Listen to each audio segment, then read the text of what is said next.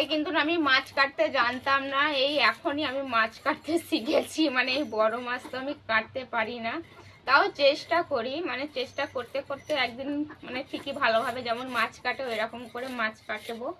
আর মাছওয়ালাদের মতন তো আমি মাছ কাটতে পারবো না, যেমন পারি চলে যাই। মানে বাড়িতেই তো খাই, তাই না?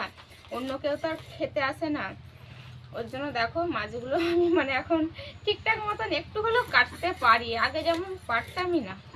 আর এই মাছটা হচ্ছে সিলভার কাপ মাছ, ঠিক আছে? মাছের নামও জানতাম না, এখন মাছের নামও আমি জেনে গেছি কোনটা কি মাছ।